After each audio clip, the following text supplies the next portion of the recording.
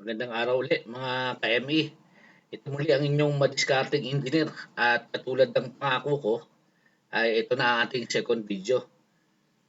Ang pag-uusapan natin ngayon ay ang four thermodynamic processes.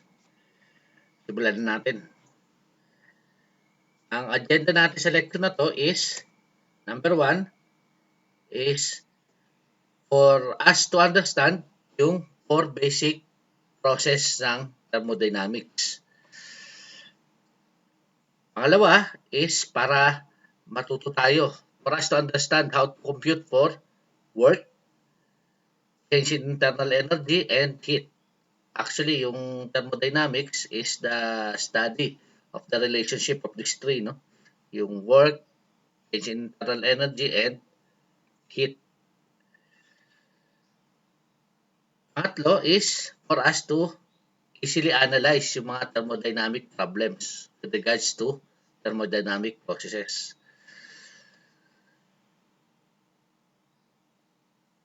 Ang four basic thermodynamic processes is number 1, isochoric process, which is constant volume process. Number 2, isobaric process or constant pressure process. Number 3, isothermal process or constant temperature process. And number 4 is adiabatic process or constant heat process.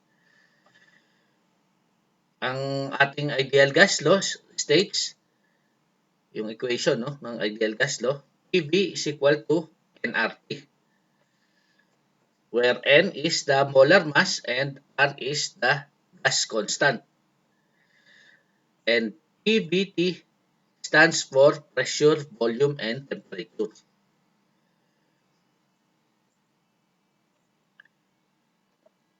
Ito yung pictorial diagram ng isochoric process.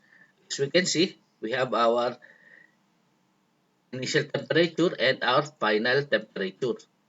So, yung gas dun sa loob ng ating chamber, ng container natin is heated. And dahil hinihit siya, nag-e-expand yung gas. But since yung container natin is constant ang volume niya, hindi siya nag-e-expand. No? The result is, yung pressure natin ang tumataas. Tumataas yung pressure. No? So, nagkakaroon tayo ng increase in pressure.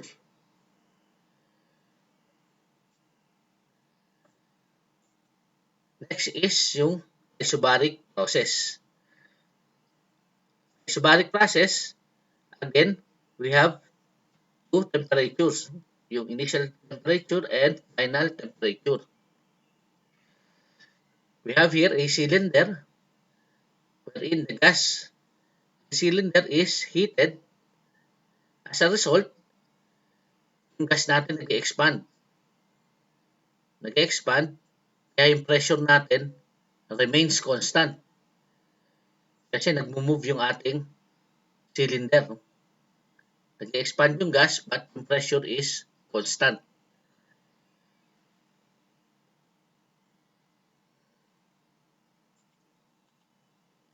Next is isothermal process. Mapapansin natin, wala siyang change in temperature. Isa lang yung kanyang temperature. But what changes is yung volume and yung pressure inside our system or cylinder.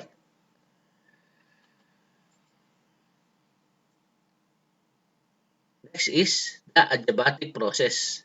As we can see, yung ating system is well insulated from the walls, sa floors niya, no? And sa top niya. So, adiabatic process, since no heat coming from the outside is added to our system and no heat is being expelled, palabas. And no heat is added. No? Kasi wala tayong dito, no? Walang nadadagdag na heat na galing sa labas. We have here yung table ng mga formula ng four processes with regards to work, heat, and internal energy. And again, the relationship between the variables. For isochoric process, work is equal to zero. Since ang volume natin is constant, wala tayong displacement, walang distance. Eh, ang formula ng work natin, di ba, is force times distance. So, kung wala tayong displacement, walang distance, work is equal to zero. For heat, heat is equal to molar mass times specific heat at constant volume, delta T. Specific heat at constant volume kasi constant volume tayo, no? Isochoric process tayo. And for change in internal energy, change in internal energy is equal to Q. Actually, ang formula talaga ng change in internal energy for the four processes is delta U is equal to Q minus W. At for isochoric process, since our work is equal to zero, so what remains is delta U is equal to Q. For the relationships between the variables, T2 over T1 is equal to T2 over T1. So, yung pressure is directly proportional sa temperature. So, yung change ng pressure is directly proportional sa change ng temperature. Yung tinatawag natin sa gas law na Gay-Lussac's law. Now, we will go to isobaric process. Sa isobaric process, work is equal to pressure times change in volume, or kasi may distance tayo, no? May delta V tayo, kaya meron tayong work. For heat, Q is equal to molar mass times specific heat at constant pressure, delta T. So, actually, parehas lang siya halos sa isochoric, no? Constant pressure lang dito, ito constant volume. And for change in internal energy, delta U is equal to Q minus W. Since we have the value of W and we have the value of Q.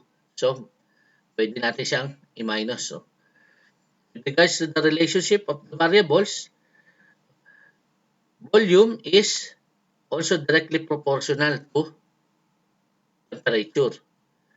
Meaning, whenever the temperature increases, the volume also increases. Ang tawag dito sa gas law is ito yung tinatawag na Charles law. For isothermal process, work is equal to heat. Work is equal to Q, no? And for heat, ang formula is equal to molar mass times gas constant times T, natural logarithm of quantity V2 over V1, or molar mass times gas constant times T, natural logarithm of quantity P1 over P2. Now, for internal energy, change internal energy is equal to zero. Bakit zero? Kasi yung heat natin is equal to work, no? So, Q minus W, if the value is equal, so magiging zero siya, no? Now, we will go to the relationships of variable, no? So, P2 over P1 is equal to P1 over P2. So, kung mapapansin natin, yung relationship ng dalawa is indirectly proportional. Whenever volume increases, pressure decreases. Whenever pressure increases, volume decreases. No? Parang ano lang yan, no? Sa yung lobo, no? Yung gas sa loob ng lobo, pag pinapalitan natin yung volume ng lobo, mataas yung pressure ng gas doon sa loob ng lobo. So, ito yung tinatawag natin sa gas law na Boyle's law. Now, we will go to adiabatic process. For adiabatic process, work is equal to negative molar mass times specific heat at constant volume delta T. And Q is equal to 0 since no heat is added to the system. For delta U, since Q is equal to 0, what will remain is negative W, no? So, delta U is equal to negative W, which is equal to, ito yung work natin, no? Negative NCV delta T. So, ang delta U natin is magiging negative, negative, magiging positive. So, molar mass times specific heat at constant volume delta T. For relationship between the variables, it can be either be of the three. Since an adiabatic process can either be a combination of adiabatic isochoric or adiabatic isobaric or adiabatic isothermal. So, pwede siya no, mag-combine sa ibang thermodynamic process.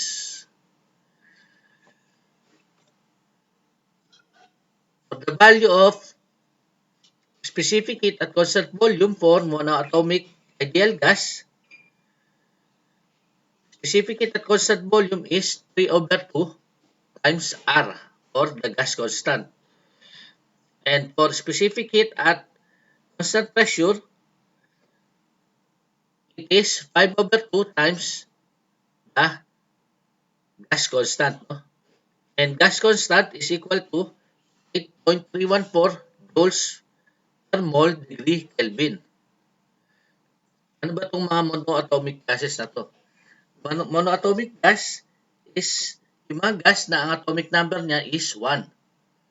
So, single atom lang siya. No?